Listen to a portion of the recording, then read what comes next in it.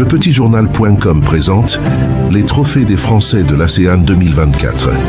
Écoutez les lauréats sur la radio des Français dans le monde.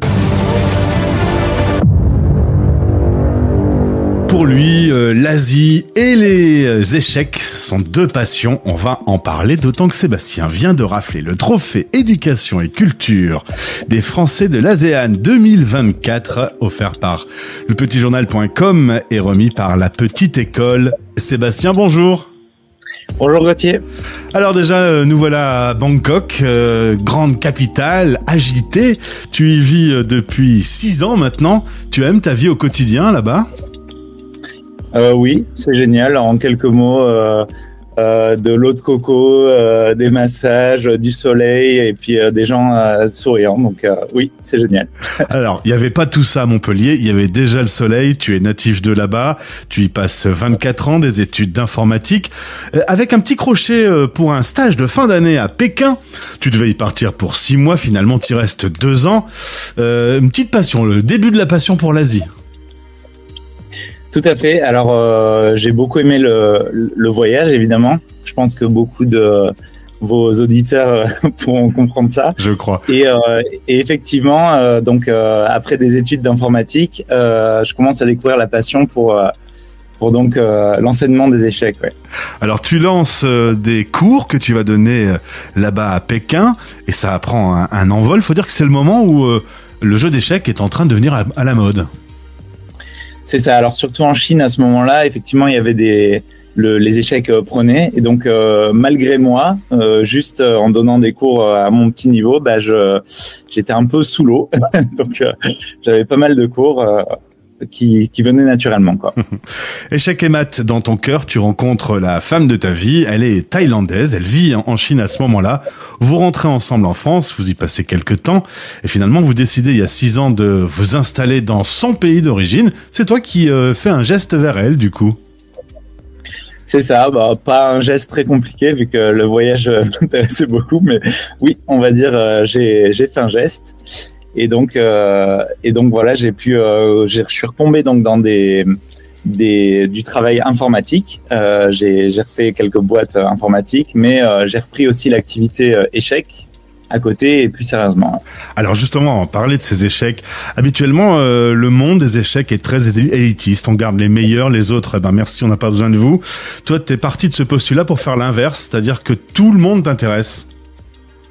C'est ça, d'autant que je pense que c'est non seulement moralement, je pense que c'est mieux, mais en plus je pense que c'est une erreur tactique d'exclure des jeunes, puisque ce qui arrive souvent, c'est qu'on va avoir des profils entre guillemets non talentueux, pas motivés, qui vont donc prendre les cours, faire les devoirs, etc. Et puis un jour, en compétition, au bout de 2 ans, ils vont battre les champions. Et bim. Ceux qui avaient été, voilà. Et alors ça, c'est le moment ultime, quoi, pour moi. Alors ça s'appelle à la base Happy Pound Chess. C'est devenu le Happy Academy. Il y a une petite évolution de marque pour t'ouvrir un petit peu. C'est ça. Alors en fait, le plus important, la valeur principale dans notre aventure, c'est le fun pour les enfants, le fun dans l'apprentissage. Et donc, on l'étend à mon autre domaine de prédilection qui est donc le coding. Donc, on a Happy Punch Chess Club qui fait les échecs, on a Little Geek Academy qui fait le coding, et on ne se ferme pas la porte à ouvrir d'autres sections plus tard quand on aura les compétences et le travail requis. L'idée, c'est d'utiliser le jeu en plein cœur de l'apprentissage. Ça devient ludique, ça devient sympa, on a plus envie d'y aller, et puis on apprend plus vite et mieux aussi, du coup. Exactement. Donc pour ça, on a mis en point des petits systèmes un peu jeux vidéo où on a des points, où on peut gagner les enfants peuvent gagner des récompenses en rapport bien sûr avec ce qu'ils apprennent. Et voilà, on a aussi un système un curriculum assez sympathique avec qui se traduit un petit peu comme dans les arts martiaux avec les ceintures. Donc on a un univers un peu enfantin, un peu ludique. Voilà. Et tout ce travail t'amène à rafler il y a quelques mois le trophée éducation et culture des Français de l'ASEAN, donc de l'Asie du Sud-Est, le prix 2024. Et alors là, tu le prends comme d'abord une revanche, un peu une espèce d'accomplissement parce que tu as beaucoup bossé seul, t'as pas eu beaucoup de retours et là d'un coup tout est mis en lumière. Ça doit te faire un bien fou. Je pense que tout est dit. Pour rajouter un petit peu à ça, je pense que encore une fois, beaucoup de vos auditeurs comprendront le chemin seul au début quand on commence une aventure. Je suis ravi de l'équipe que j'ai aujourd'hui qui m'entoure, et ce trophée me permet justement de faire ce regard en arrière et de me dire, de voir toutes les choses accomplies et de me dire bon bah le futur reste à construire, quoi. Alors il doit bien y avoir une expression de Montpellier, un truc du style oh mon Dieu, qu'est-ce que je suis content. Je sais pas quel est le mot. Je suis du Nord, moi. Je suis du Nord de la France, donc je sais pas quel est le mot approprié. Mais en tout cas, ça t'a rempli de satisfaction. Ça a été l'occasion de faire des rencontres aussi, je suppose. Alors au trophée, effectivement, j'ai rencontré plein de profils intéressants. Alors bien évidemment les autres lauréats que je vais pas forcément mentionner aujourd'hui, puisque je pense que ce sera un objet futur de conversation. Absolument. Mais très impressionnant, des profils très atypiques, très impressionnants. Et puis évidemment des gens qui étaient intéressés, qui étaient curieux. Ça peut aller du sponsor au partenariat. Donc effectivement une très très belle expérience pour moi, cette cérémonie des trophées, et puis bien sûr cette récompense. Et je parlais de Montpellier, du coup la famille là-bas, tout le monde a dû être très content et tout le monde a dû suivre ça à distance. Ah bah, encore une fois, c'est dans le mille, puisque j'ai toujours eu ce rêve de rendre fière ma maman, et puis là, il se trouve qu'elle était, c'est un peu abstrait pour elle, ce truc d'aller en Thaïlande, de faire un club d'échecs, qu'est-ce que ça veut dire, puis gagner ce trophée pour elle, ça devient une évidence. Donc j'étais très content aussi de la rendre fière. Génial. Tu reviens de temps en temps à Montpellier d'ailleurs, ça te manque un peu de temps en temps ? Oui, c'est toujours un plaisir de revenir à Montpellier, même quand il fait froid, même quand il fait en hiver. Mais revoir la famille, revoir les amis, revoir un petit peu la nourriture française, même le langage, ça fait toujours plaisir, évidemment. Aujourd'hui, la Happy Academy a grandi. Tu me parlais d'une dizaine de personnes qui travaillent autour de toi ?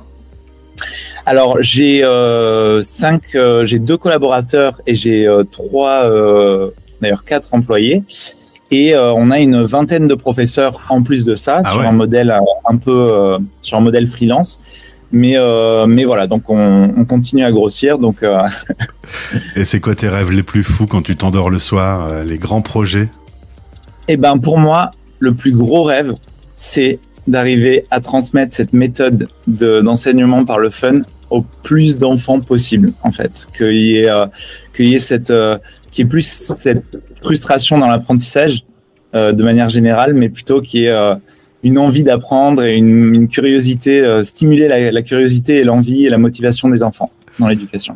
Tu es l'interview 2105, j'ai rencontré des profils d'expats incroyables, mais alors je sens une passion chez toi, et alors un rayonnement, ce prix, je sais pas, ça t'a fait du bien, quoi, ça t'a donné une bonne bouffée d'oxygène. Exactement, et d'ailleurs encore merci au petit journal, à la petite école, comme je disais, on n'a pas terminé. Et ben donc on se retrouvera, c'est ça la bonne nouvelle. Sébastien Ferrand, mon invité, l'un des lauréats 2024 des trophées de l'ASEAN. Merci beaucoup, félicitations, ça doit être assez passionnant en plus de bosser avec des enfants dans un pays où le sourire, tu me disais que vivre à Bangkok c'est très agréable, les gens sont adorables. Quand tu amènes le jeu et le savoir auprès des enfants, ça doit être en plus très grisant, je crois. J'ai pas de meilleur sentiment, j'ai pas vécu de meilleur sentiment dans la vie que de les voir des enfants s'épanouir. Ouais. Ben merci pour ce témoignage. Je te souhaite une belle journée à Bangkok. À bientôt. Merci. Français dans le